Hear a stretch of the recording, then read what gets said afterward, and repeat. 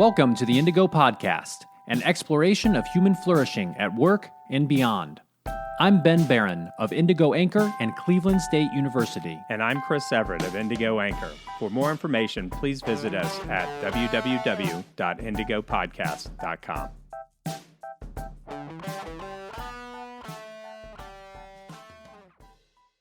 All right, so today's episode is titled Covidtunists, the Rise of COVID-19 Profiteering. Oh, yeah, we're making up words today. So we're going to talk about what the heck is a Covidtunist. We're going to talk about how this idea sparks this real need for differentiation and authenticity in our communication out there.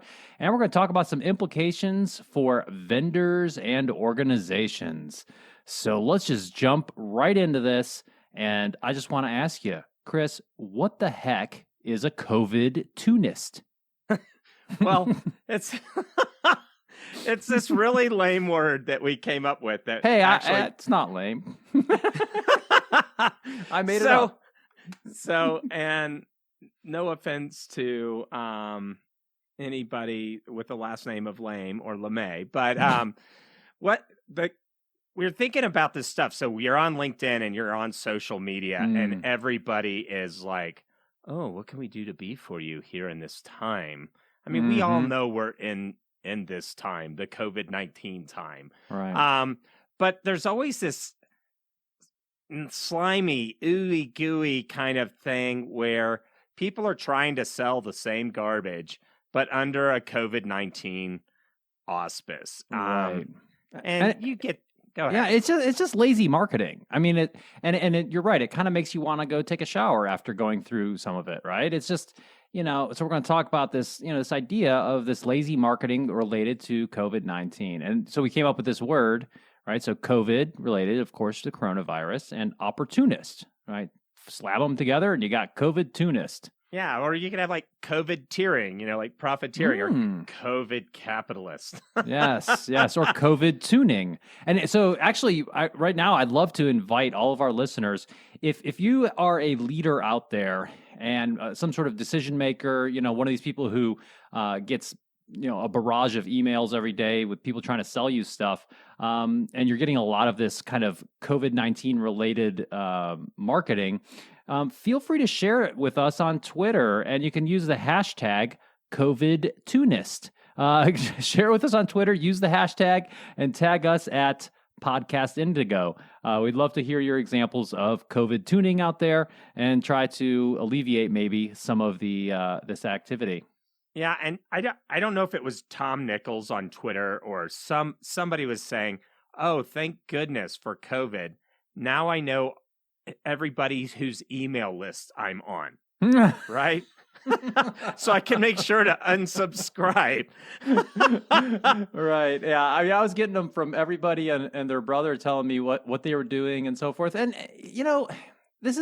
we don't want to be overly critical because there is an aspect of communication that does need to happen.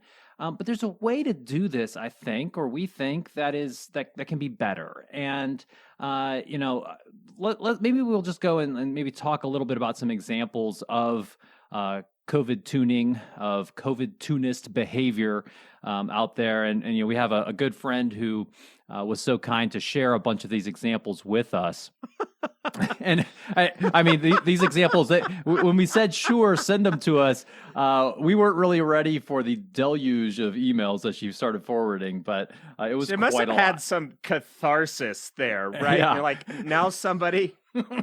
But let's be sympathetic to the people, too, that are sending this out here, right? So first of all, anytime you send out a message to your customers, potential customers, it's kind of a fraught minefield, right? Yeah. We all know, and everybody, how could such a big brand totally mess this up? Well, believe me, their intention isn't like, now it's time to send out an email that embarrasses our brand, right? Right. But you could see some of those people, hey, we should really, really reach out to all of anybody whose email we have, right? But the downside of that is everybody was deluged, and you might have actually lost some customers, right? just from sending it out. Now, you can't help that kind of thing. But let's talk about the emails that you do send out and how you can actually impact or affect something right. with that. And so some of these examples, so just for context, the person who sent these to us and shared them with us happens to be in the leadership development and learning and development type space. So they're kind of related to things that supposedly can help employees and organizations. And so, one of them was an example, marketing a webinar, right? It was a webinar, and I quote, a webinar for concerned employers and managers discussing the recent outbreak of COVID-19. And then it goes into talking what it's about. It's more about skills to cope and build resilience, right? And not a bad thing, right? But then at the end of this email, it talks all about the person who is behind it and what a big expert this person is in the field and so forth, and all the published scholarship that this person had on the topic. And you know what? We went out there and we dug a little bit, and this person had nada. Right there, out there, right? There was no published literature by this person, and so that and that's not necessarily the only marker of someone having worth in terms of something to say. You don't have to have published an article necessarily in order to be an authority on something. However, if you say you have, you probably should have, right? Right. So this one actually passed my initial. If you've ever been in an executive role, you get vendor emails all the time. And as soon as vendors figured out how to get on LinkedIn, it went from, a cool way to network professionals to the deluge of vendors. And I get it. That's their job, right? To push their product and stuff. But this email said, actually, this looks really good. Coping strategies, mindfulness. This guy works on 2 coasts. He's got a PhD. And we, like you said, we put it in Google Scholar. And there's, he's not even... we didn't find any papers under this guy's name, and he had a pretty unique name. So, right, and so what was interesting too is that this same company had sent several emails within the span of a couple days out to apparently their email list, and so our friend just forwarded all of them, and it was just like, and to her, this was just more noise in the inbox. And so, this kind of Covidttuning type behavior is not really helpful from a sales and marketing perspective. And what was interesting, though, is that then she came across one and she said, hey, this one's actually kind of good. And this one was actually kind of in plain text. It didn't have a bunch of images in it and so forth. And it was much more of a personal type email. And it said, dear friends and family, and it was an introduction from the chief scientific officer and the founder of the company, and saying, I started this company with this type of mission, and here's all the doctoral level experts we have, the custom solutions we have for people. And what's fascinating is this was the exact same company that had been ignored by these other emails that had gotten sent out, right? Same company, different message. One of them was noticed, one of them was not. Right. And this guy we actually did throw into Google Scholar. This was a different person at the same company and had some legit published research. So, right. I mean, unless there's this huge treasure trove of like research that's not on Google Scholar, and and that's yours, you should make sure to get it on Google Scholar. Right. And some of our listeners may not even know what Google Scholar is. So if you just type into, if you just go to scholar.google.com, and you search for things that way, what that does is it searches explicitly the scientific literature on a topic. And you can also do an advanced search where you search for authors and so forth. Many academics and some people who publish other research, they can actually create a profile so you can see everything by that one person.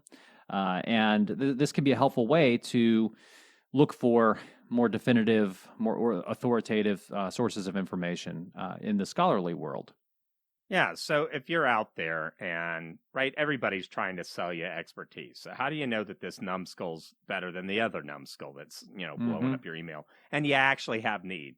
If they're offering expertise that is evidence-based and those kinds of things, you might ask them, where do you pull your research from? Right? Google Scholar those people. You can also check out, these journals are ranked. Like Nature is going to be so much more definitive than Ranger Rick Weekly, right? And that just kind of helps because, I'm not a scientist myself, but I'm very familiar with how to assess the validity and how esteemed somebody is within their peers and the type of work that they're doing. So yeah, Ben, let's do another one. Okay, so let's move on from that set of emails. There was another one that basically had this opening that said, "We know the month of March has been crazy for everyone. Lots of events canceled, travel disrupted, etc. You're navigating a lot of different things during this precarious time." And then talks about the company and says, "We have this strong lineup of webinars to bring you the content you need to ensure your people are cared for, business continuity prevails, and well-being remains a priority. Take a look below and let us know which webinars you want to participate in." And what's interesting, it became immediately apparent to us, is that all of the webinars that were listed below that intro were all about wellness. They were nothing to do with business continuity planning, none of the stuff that was listed in the intro. So it was obvious to us that this company had obviously had this probably, planned out. It was a planned marketing newsletter. And then they realized, oh crap, coronavirus, let's delete that first paragraph and let's put something in there that tries to appeal to people based upon that. And now, I gotta empathize first, right? If I'm trying to sell a product or a service, I do want to speak to the current situation and needs of my potential customers. However, it comes off as disingenuous, and it could potentially damage your brand if you aren't actually tailoring what you're doing to those specific needs that are being felt right now by your clients or customers. Yeah, this is a time for you to show potential clients that you've got attention to detail, right? And we've all whipped it. So that's fine. You've got, Joe or Janet, marketing intern or whatever, junior level marketing person that normally sends this stuff out, right? That's probably fine in a operations, day-to-day usual. But when you have something really sensitive like COVID-19, you really should have a senior person overviewing those key messaging during that time. Because I know if I see that, I'm like, oh, I know that company. I'm just going to discount anything they have to say, honestly. Because why? Because there's not a shortage. I can go with another numbskull that doesn't make that kind of mistake. And so you could have something really, really awesome and blow it, right? Right. And, I think to that point, I think many of these companies maybe they're not trying to be Covidtunists, but here's the thing, it's in the eye of the beholder. If the recipient of that message, if the executives out there who are getting pounded by all of these emails from everybody and their brothers saying that they can, teach your whole organization how to do this remote work thing perfectly, that is, you're hurting your reputation, and you're going to be seen as a Covidtunist. And we don't want that for you if you have something truly awesome to offer in this time. Yeah, so let me read the definition of opportunism from Wikipedia. Not that this is the best one or Wikipedia is worthwhile or anything, but I like Wikipedia. Yeah, it's great, but it's not the encyclopedia. It's not a professionally curated thing. It's just a daggone well-curated thing. So opportunism is the practice of taking advantage of circumstances with little regard for principles or with what the consequences are for others. Opportunists' actions are expedient actions guided primarily by self-interested motives, right? So in that view, if you just slap here's something about COVID, and then here's our regular scheduled shenanigans that we want to sell you anyway, do you really have the best interest in mind of your client? Are you really creating value in the marketplace? Right. Now, that being said, everybody's doing, I'm going to throw up if I see another one, how to manage remote workforce. Yeah, because everybody's like, oh, that's something we could do. That's easy. But, unless you're an expert on that kind of thing, referring somebody to better channels around that kind of stuff would be the better move, because honestly, software development's been done remotely. There's a big body of knowledge on remote management, how to handle Zoom meetings, all that kind of stuff that's out there. If you're just putting together, Chris's hot five for manage, I guess that's okay.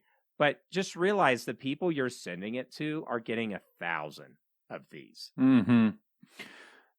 I think that's very well said. And you may need to, as an organization, pivot your content and really, if you don't have the expertise that really speaks to your clients' needs at this time, you either need to develop that or find another way to be able to position yourself as an authority, as being able to truly offer something that's helpful.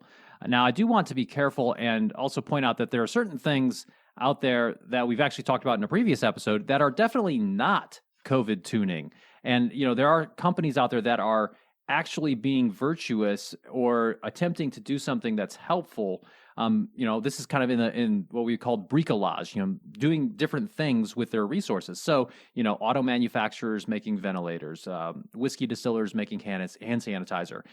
They are taking, advantage of the opportunity, but they're doing it with regard for a principle. They're not doing it for necessarily just to, profiteer off of the circumstance. I think that's a different category of activity. Right. So, and I'm a secular person, but I did grow up in the faith. And one of the parables, I think it is the woman who puts a penny in the offering, and then the rich guy that comes by and he puts like $1 million in, or whatever. It's a lot more. But when the poor woman did it, she just did it quietly, right? And I maybe I'm messing this up. This is just how I remember it, right? And then the rich guy said, "Oh, look at me. Look how much I'm giving here," right? That can be something that goes on here, but I think there's a unique difference when people in the corporate community are saying, "Hey, I'm GM. I'm going to make 1 million ventilators. Hey, Ford, what are you going to do?" I think there's some positive egging on that could go there. And know that we can't read each other's minds. We should just be sensitive that people will be making judgments based on how you present yourself out in the marketplace.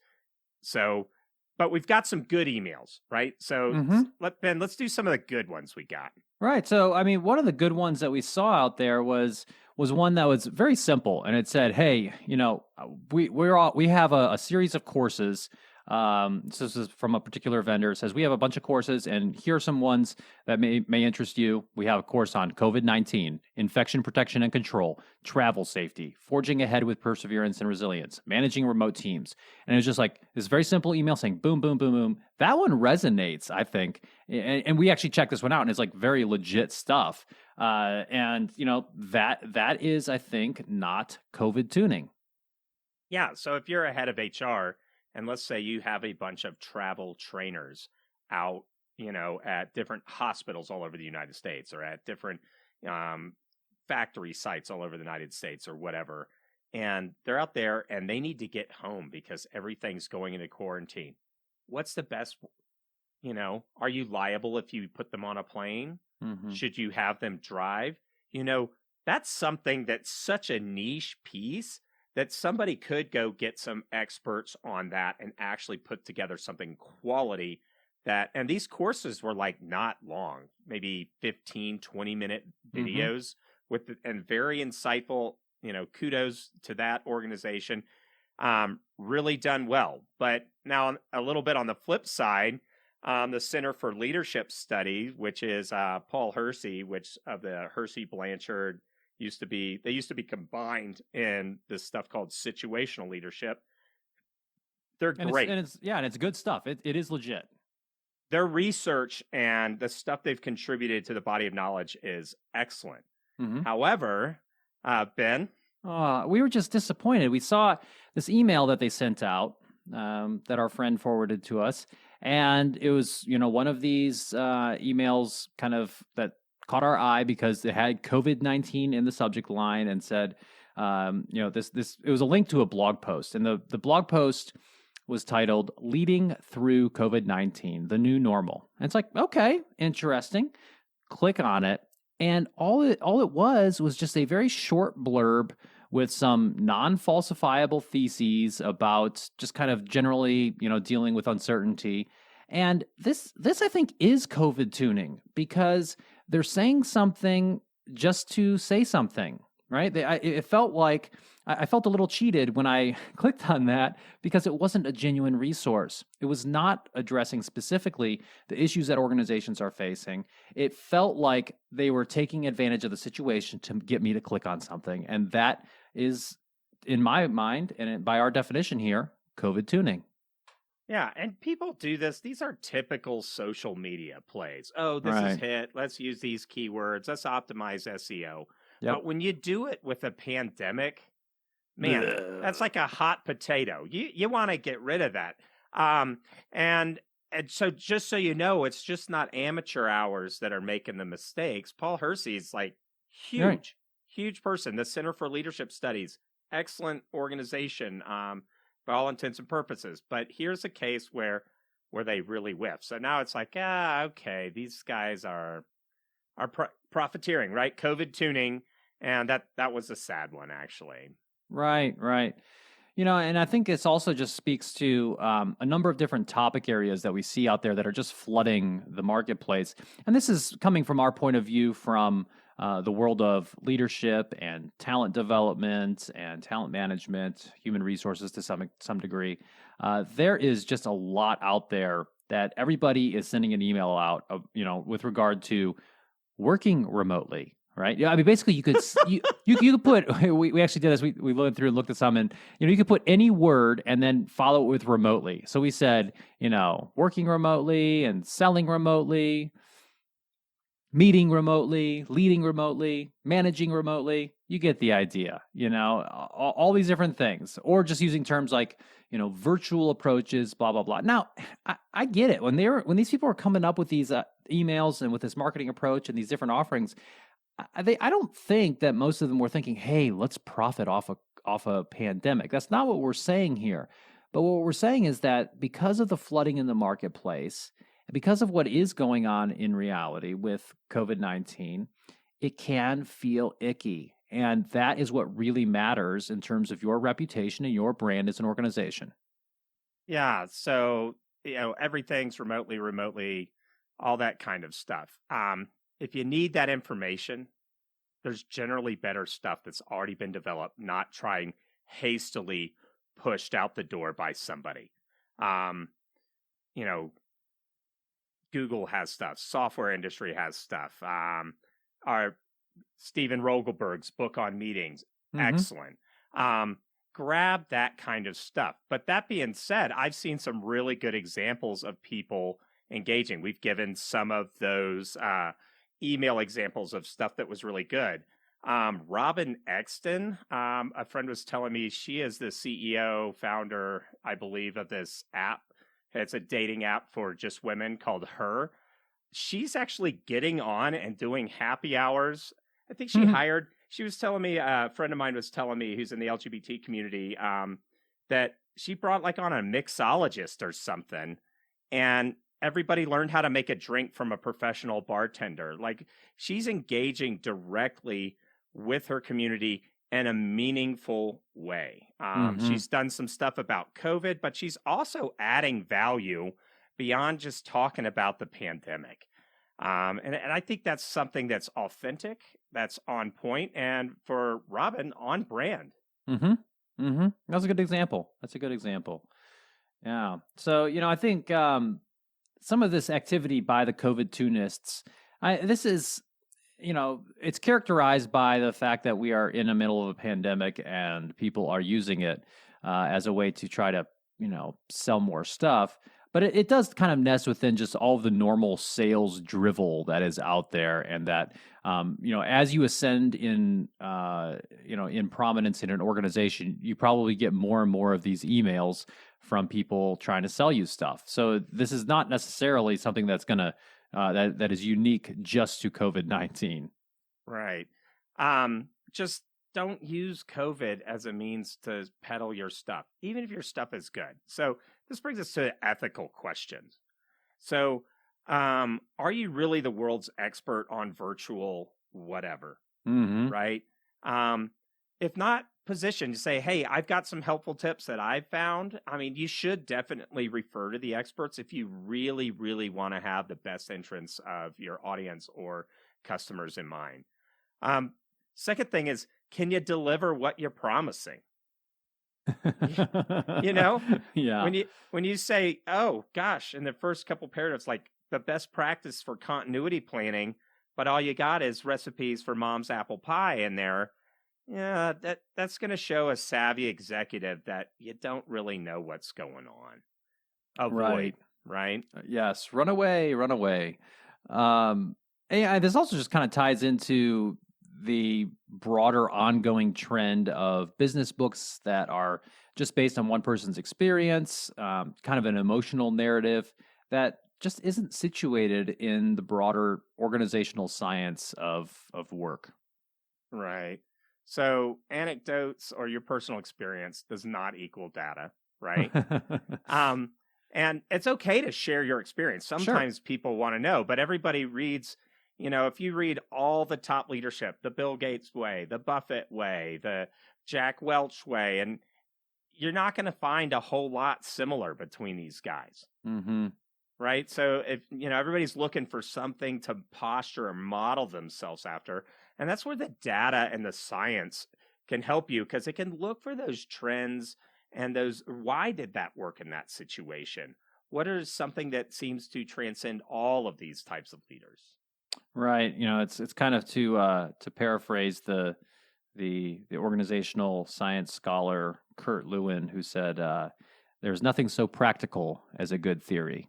Right. So, because theories in science are backed by data. They are, this isn't just someone's, half-baked idea.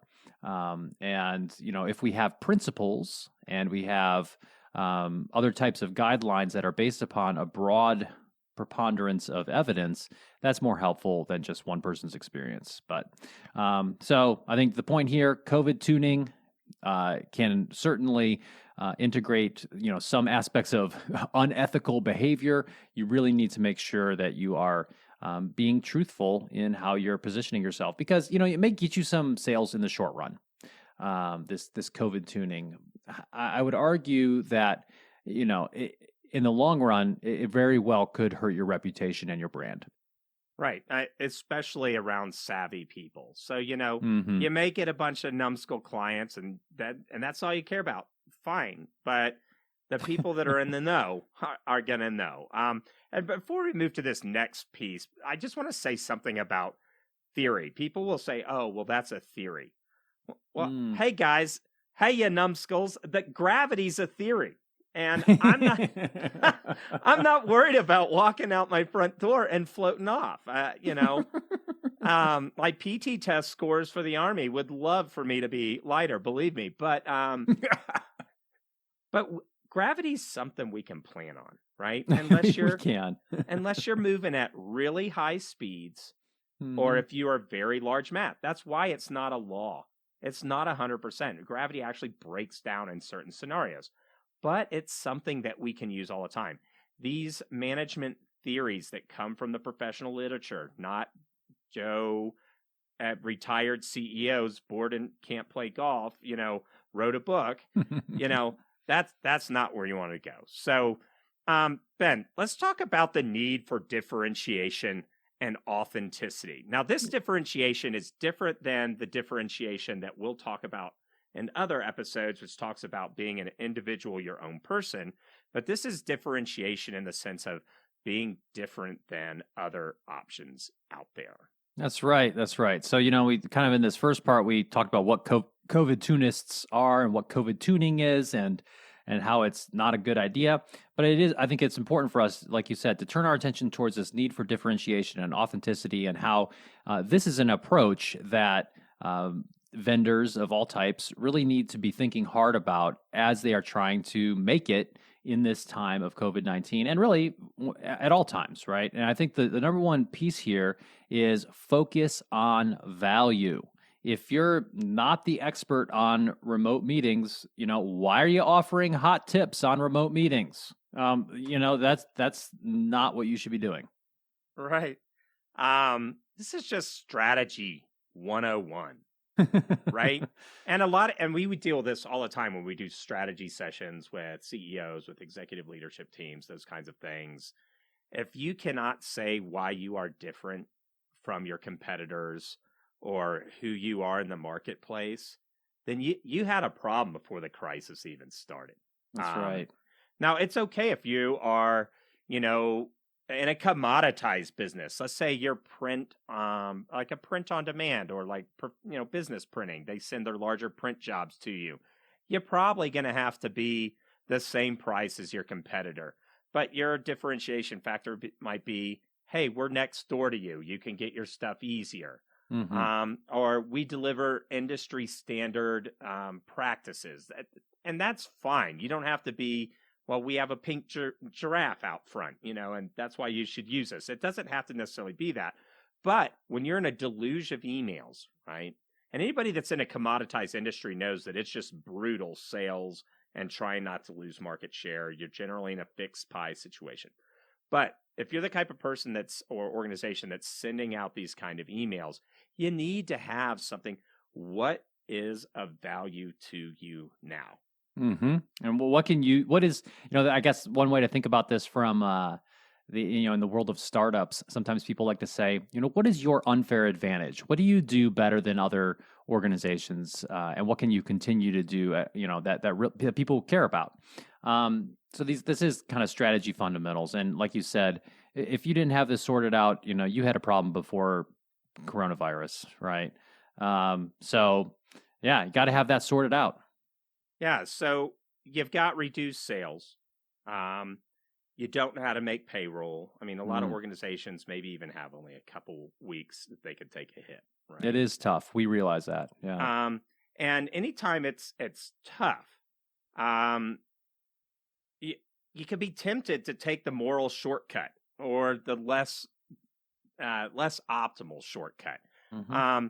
So everybody, even our consulting organization has, less activity right now. Mm-hmm. But if you turn to Covidttuning, it can come across, it does come across as icky and will do real damage to your brand.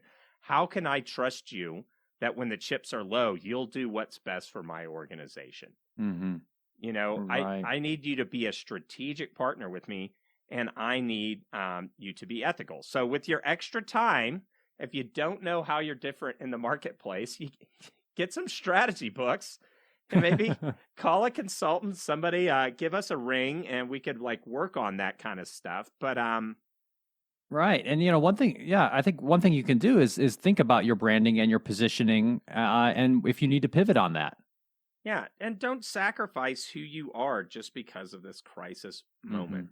Mm-hmm. Right. It'll be something that you remember, and you'll feel bad about yourself. Mm-hmm. I've said that to a few places that I've gone into where they had severe integrity issues and they were under investigation and that kind of stuff. And talking with people who sacrificed because they just needed a job, right? Mm-hmm. And you said, it must have been really hard for you when you gave up your integrity. And that's something that each one of us has to deal with every day. It's something that'll give you authority when you talk to groups of people in a public speaking setting, or even to your own children as you're raising them. So if you have dropped your integrity for a little bit, okay, it's never too late to pick it up and be that person that you want to be. Right. And, one thing you can think about practically if you are struggling with your sales and activity is just down is with actually looking at how you are positioned in the market. This is a good time to do that. Looking at, are you positioned in a vertical way in terms of an industry or a horizontal way in terms of some sort of function? And looking really closely at what you are offering, what the value proposition of that is, your pricing, and so forth. So digging down and really making sure that your business is squared away on these fundamentals, that could be an activity that you could really focus on right now. Yeah. So, dig into your sales 101. Relationships will help you as you go through it. Some industries are just, there's nothing for you right now. The economy isn't struggling. It's just on stop in whole swaths of industry, right? So start making those plans. You'll probably have somebody that's advising you through some of the programs that are out right now about helping you make payroll and some of those kinds of things. Get expert on that, make the moves you can, but then really be focusing on how you might have to pivot or what you're going to need to do as we pull out. Right, right. And if you, as an organization, have the ability or already have a product or service that can really help people in a unique way right now, by all means, sell that product. Get that out there, get that service out there. I think you just got to be careful to not position it in a way and not communicate it in a way that really feels like this COVID tuning that we've been talking about. Right. Okay. So let's talk about, what does this mean for vendors and organizations right now? Yeah. I mean, I guess we could maybe take organizations first, right? I mean, I think if you're an organization that's going through this time and dealing with all of the uncertainty that we're all experiencing, I think you really, this is an opportunity for you to focus on your strategy, your near term and your midterm strategies. How are you going to get through the next week, the next month, and so forth, and then looking more long term. And then, sort through some of this COVID tuning. You might need to do a little bit more digging through the marketing material that you're receiving, right? If there is something that you need, make sure that it's not just coming from an organization that is capitalizing on this pandemic. Right. And if you're doing it, take the plank out of your own eye.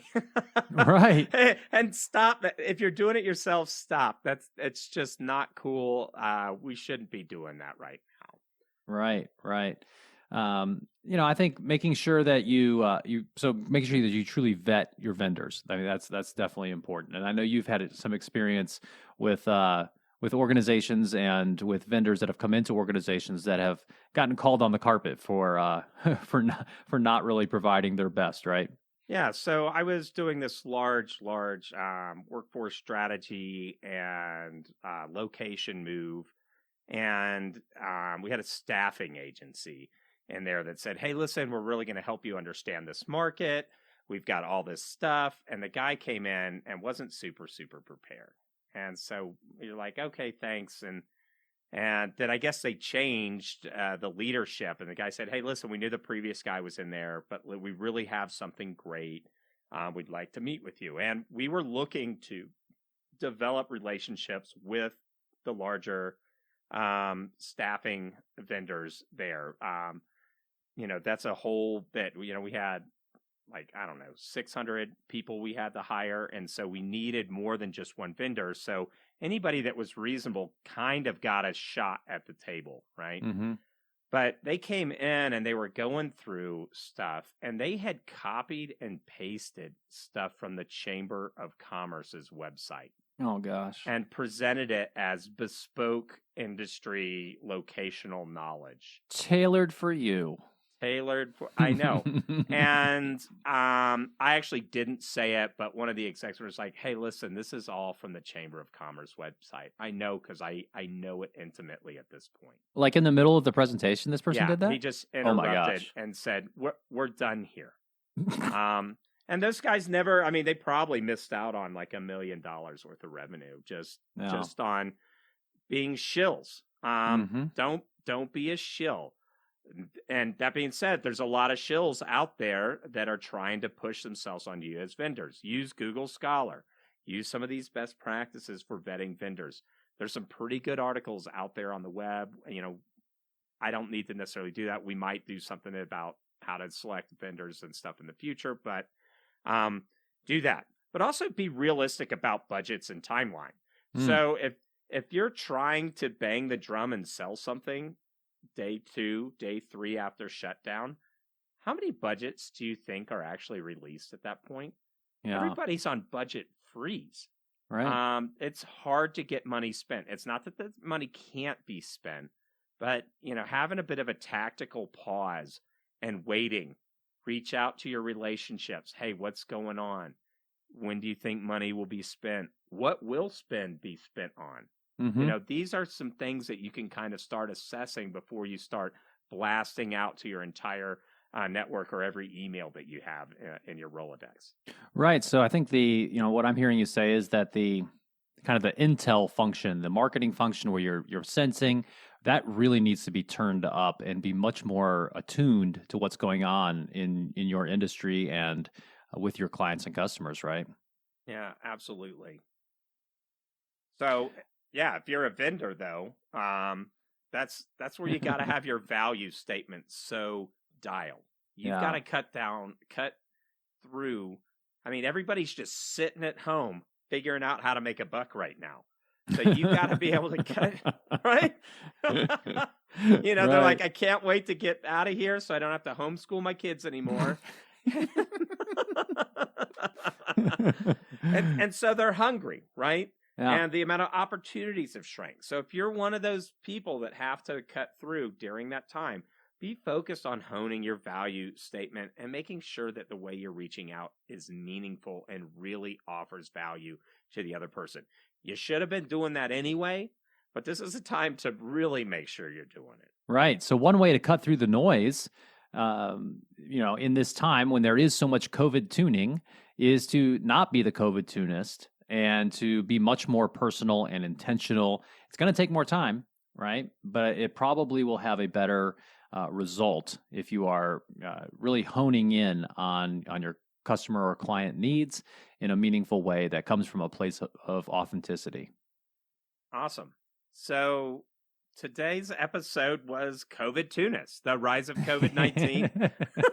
And I just want to also put a plug out there again. We actually would like this. If you have good examples of COVID tuning, tweet it to us at Podcast Indigo and use the hashtag Covidtunists. And we'd love to hear what you have to say out there, just to try to shed a light on this thing. Right. So absolutely. Hashtag Covidtunists at Podcast Indigo. We got time to go through these and laugh. I think a lot of people would enjoy it. I think most of our listeners probably already know that you and I will make time to laugh if we have to. and maybe we can change it around. Maybe some like lighthearted shaming can get our economy to behave itself. That's right. Yes. Yeah. Maybe some ridicule and then in praise where it's deserved can help. Yeah. So just a recap. We talked about what the heck is a Covidtunist. We talked about vendors and organizations need to differentiate themselves, focus on their unique value, and having authenticity. And then we talked about implications for vendors and organizations. That's right, everybody. Be awesome. Don't be a Covidtunist. Thanks for listening to the Indigo Podcast. If you like this podcast, please consider helping us by rating us on Apple Podcasts or wherever you listen, telling your friends about us, having us on your podcast, or mentioning us on social media. Our website is www.indigopodcast.com, where you can access more information about us and this episode. Thanks again, and we look forward to talking with you again soon.